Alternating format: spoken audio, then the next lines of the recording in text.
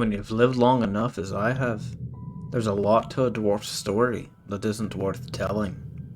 So I'll save you the boring parts and only tell you the things that matter, and a few things that doesn't matter, because they're important to me and who I am.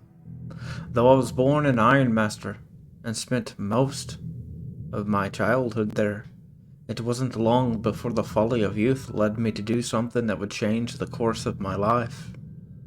I canna say whether I'm happy of that where I am now, or that I should have done something different. Still, my future is unknown.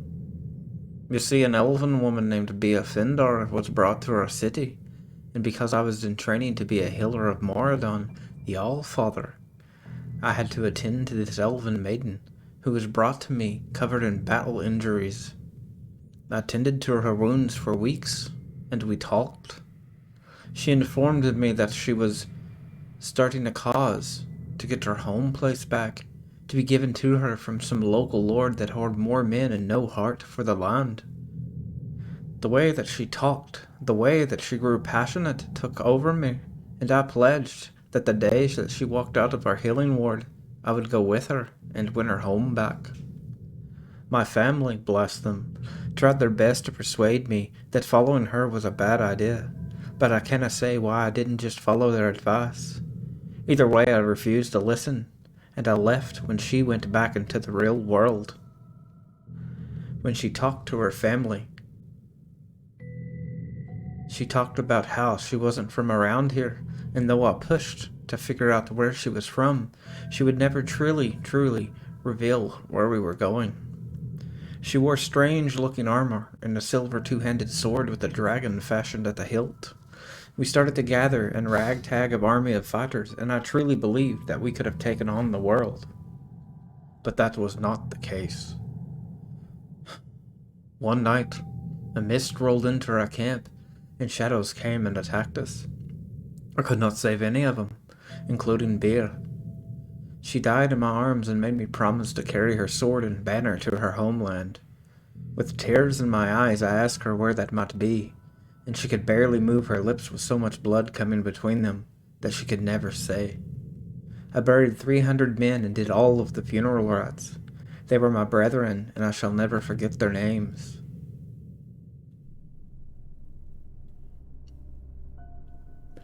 30 years later, I found myself living in a small apartment furnished by the small monasteries, churches, and medical wards in Neverwinter.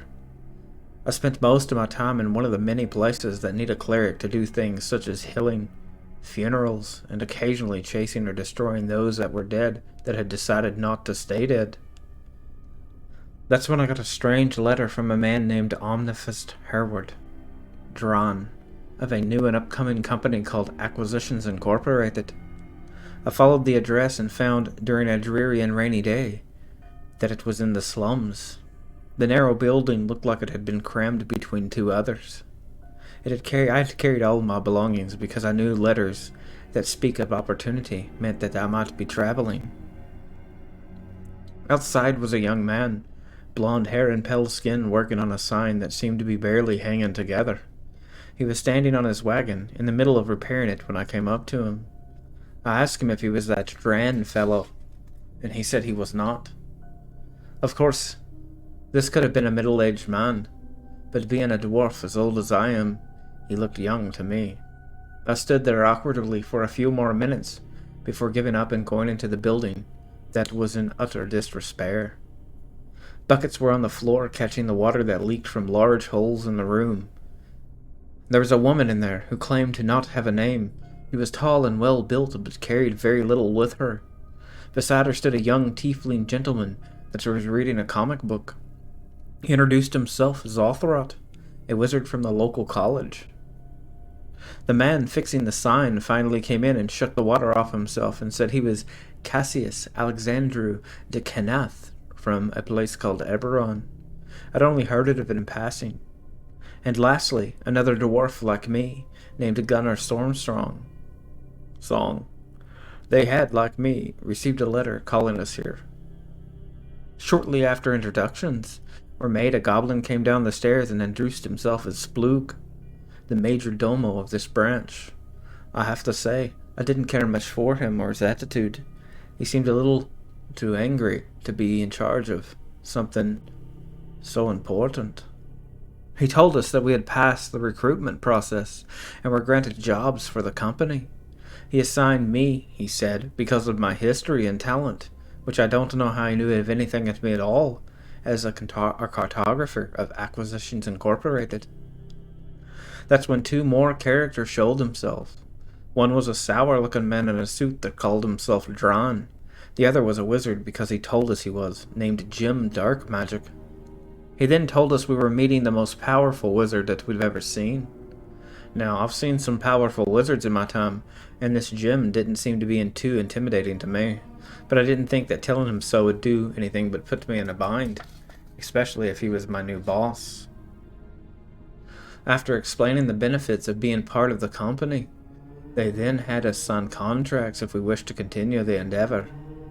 Being adventurers at heart, we were all quick to jump at the chance to escape Neverwinter, or wherever these new undiscovered lands would be. The only catch is that we were to create a business representing Acquisitions Incorporated once we got there, and send money back when we could. After a bit of thinking, I knew that Mardon the Allfather would not have put this opportunity before me only to deny it. So quickly, I signed my name. That's when Dran informed us that his section of the business was failing, and we were his last hope.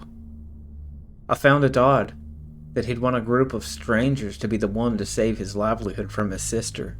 I told him this, but he didn't seem fazed by the idea. Cassius assured everyone, with his studies back in Eberron, that he would be a perfect businessman for our new endeavor. Splug produced a letter that looked ancient and weather-worn. He said that it arrived from a place called Barovia, a place that no one had ever heard of, at least no one in the room. In the letter it explained that there was a woman named Irina, and she was ill, and we were to find Kulyan in order to help. Being a cleric and having healing powers, I knew it would give me the highest chance out of the party to help this Irina. We were supposed to travel to East Phandalin and find someone or something called the Vistani. With everything in order, we set out and bought additional set of ponies for Gunnar and I, horses for the others, one cart for Cassius that he filled with salt and pork, and Gunnar's hand cart which he constantly checked on and would never answer exactly what was in it. Although it was a 2 days ride, and it was already getting dark, we didn't want to stay in the city any longer. So we took for the road and traveled until we couldn't anymore. Once we set up camp, I talked to the woman, who turned out to be a monk. We learned that we both loved to brew ale, and the taste of ale. She, of course, only liked it for the taste, and I liked it because sometimes, if the Allfather was kind, would allow me to make the holy ale like my forefathers before me. So we took what we had, with our portable brewer's tools, and we started that ale that we thought that we would like. That night was a peaceful sleep in the tent while the rain had fallen all day, finally started to slack. There were just random drops of water that came from the trees and landed on the canvas. There was no other noise except the neigh or snort of the horses. If I were to be honest, dwarf right then, I would have to admit that in that moment I was glad to be back out of the city and back into the open air. It was the most peaceful sleep I had in a very long time. The next morning I made a breakfast of salt pork, hard biscuits, and washed it down with some ale that we had brought. There was never anything wrong with having a few drinks of ale before the day started, especially if it was going to be a long travel like we were looking at. The rain had completely stopped the night before, and the morning sun came through the trees, eating up the fog, and soon we were on our way, once again, to this place called Phandalin, looking for something or someone called a Vistani. We traveled listening to Gunnar tell stories of his own travels, and Othrot read aloud from parts of his comic that he found interesting. I knew Gunnar was hiding something for sure. It was either behind his crude jokes or in his cart, I wasn't for sure. Othrot claimed to be a professor, but he seemed to act younger than he was. But that may be because even for a dwarf, I can feel old age creeping in my bones.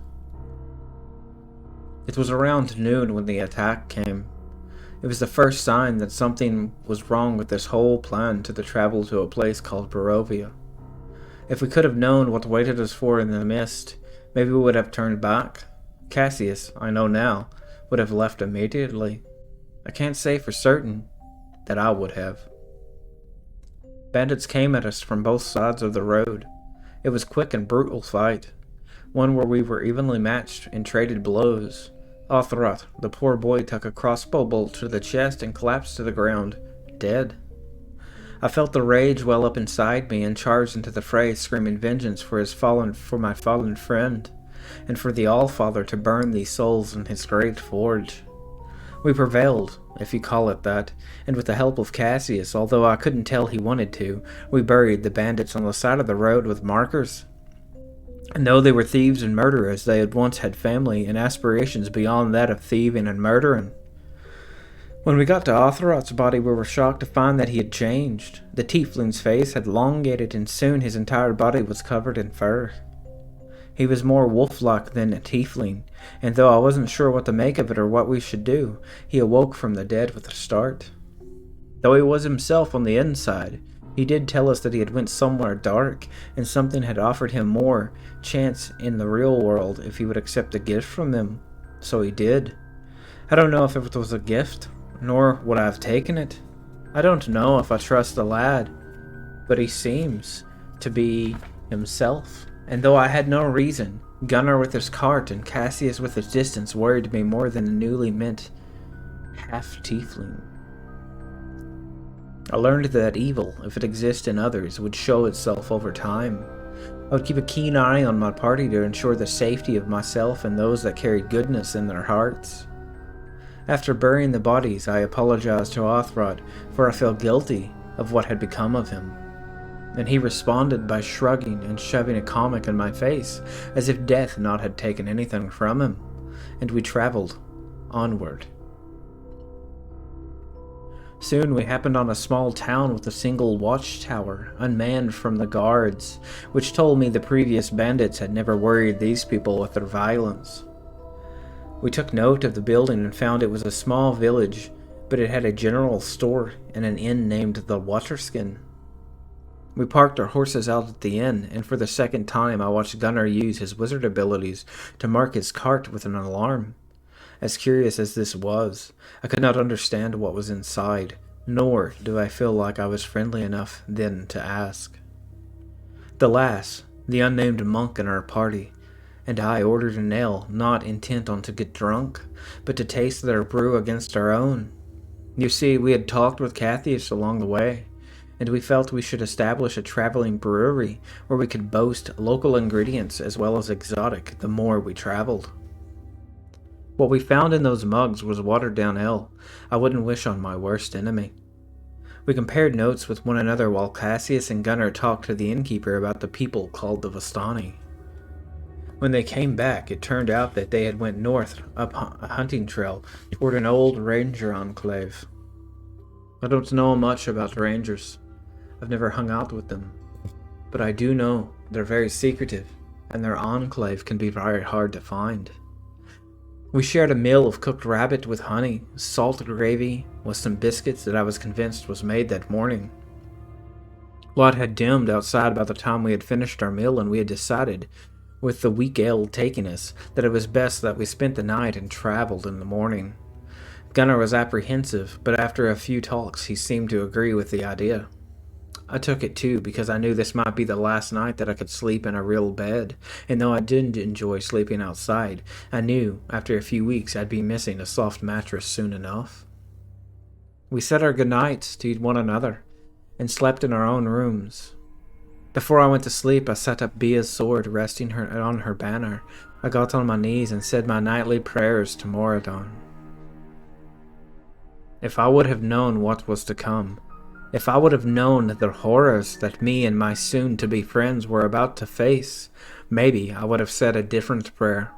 Maybe I would have told them that we could have went somewhere else and started another journey, found another story, found another person that needed our help, that did not live in Barovia. I could spend all the remainder of my life thinking about what we could have done, but the evil that awaited us, I fear no other mortals but us could have fought, for good or ill, We were destined to rise against the weight of oppression that it had created. It was the very last night that I ever had a sound sleep. The next morning, before we headed north, Cassius had us gather at the general shop, which, strangely, was almost empty of everything. When we asked the owner what had happened, he informed us that the Vistani bought almost all of the supplies before leaving. He claimed that the only thing that he bought from them was a wine. This wine came in a fancy decanter with the words Champagne de l'Estampe. The lass and I took a drink after we bought it, and we found that the wine was exquisite. The best wine we had ever had in our entire lives. On the bottle there was a place called Wizards of Wine. We took that note, and just in case we came across that place in our travels, we were excited to talk with them about brewing. There are times I'm not proud of my actions. While we were in the store, Gunnar had used a spell to make the crossbow he took off one of the bandits worth more. He was able to make a mighty profit, and I wasn't told of this until later, or I would have informed the innkeeper and the shopkeeper. Because maybe, together they would have been able to do something. But I wasn't aware. The money, though, was well appreciated. We bought what little supplies and rations he had and headed up north the hunting trail. It was slow going. It seemed that the Vistani, if they were traveling with anything, seemed to be traveling light.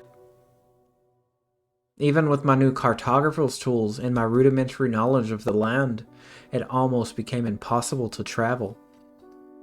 By the time we stopped, the sun was golden and breaking through the trees. The birds had calmed down and the insects had started their song for the night. We knew that if we had to travel any more, it would increase the chances of a damaged will or a thrown shoe. We made camp, checked our brew that was slowly fermenting. We had added apples and a few other fruits that we had found to ensure that it had some sort of taste. We knew, compared to the inn that we just left, that it was at least better than anything the Waterskin had to offer. As always, when I was out with a group of people, I took first watch. I liked to have my sleep uninterrupted, and once I slept it was hard for me to wake up. At first, I sat enjoying the fire while my party slumbered in their tents and bedrolls, and after an hour, the fog started rolling through the trees. As I have said, I've been around long enough to know when things are awry, and this fog was thick and moved almost like it had been controlled. Even if it meant that I would look a fool, I alerted my companions, and that is when it rushed in and the fire went completely out. The darkness came, and when I looked around, there was nothing of our camp, not even my companions. Just a cleared-out, muddy forest with tall, crooked trees. I wandered through the forest shouting my companion's name, because I didn't know what else to do. I called on the power and the blessing of Moradon, the Allfather, to cast light upon my shield, not for my vision, so that others could see me from a distance, a shining beacon in the darkness. Othroth was the first, then Cassius, then Gunnar, and then finally the lass. We cannot find the wagon, and my compass was spinning so that I couldn't tell what direction was what. It was disorienting, terrifying, and disheartening. There were no stars, there was no light, except what we produced. In fear of losing one another again, we tied ourselves to one another to struggle through the muck while the mist still pressed around us. We no longer spoke, for we believed that we had to listen for the horses. And Moradon be praised, we found them huddled around a tree, scared but intact. The ground was saturated, so we couldn't sleep. Instead, we traveled through the night until we came to a road that had deep wagon tracks. The air had grown significantly colder, and we couldn't find any comfort in anything. My compass began working again, and we decided to travel north and follow the road. During that time, Cassius told us of Eberron, of how its place was of science and machines that did menial tasks so that people could learn and grow from a society in different ways. And to me, it sounded as if there was more to it, as if they were missing something, but I did not press the matter because I did not know the man or his real history. He informed us that he had lost his home, but did not expand on why. We didn't talk much, but we chewed on pemmican, miserable, tired and beaten up from stumbling through the muck and fallen logs. We traveled what felt like for another day when we came up on a 3-story manor with a single black tree out front. What was even more unsettling is that there were 2 children standing outside waving frantically. They looked hungry, starved, and terrified. We ran to them, Gunnar, ahead of all of us. They informed us that their names were Rose and Thorn, Rose being the older, and informed us that there was a monster inside. That they only wanted to be safe, but they couldn't find safety unless the monster was stopped. They told us that their parents were missing or dead. They told us they didn't know where the monster was in the house. Gunnar and I gave them some food, made a fire, and set up a tent for them to stay in. We weren't sure if they felt safe. Their looks, their eyes, they were empty, and Moradon only knows what they had saw before we had gotten to them. We talked amongst ourselves while they sat at the tent quietly, and figured out that we could either take the children with us to wherever we were going, which we did not know, or go inside the house and find out what was inside. Once we had decided to finally go in, it was the final nail in the coffin of our fate. We would not be the same after we stepped foot inside this manor. The cold hands of death were already reaching for us as we ascended the stairs. Though we had all come from horrible backgrounds, the horrors that awaited us in the house would be unimaginable. But there's something to be said about bravery and stupidity, and to this day, I can't decide if our actions could be defined as either.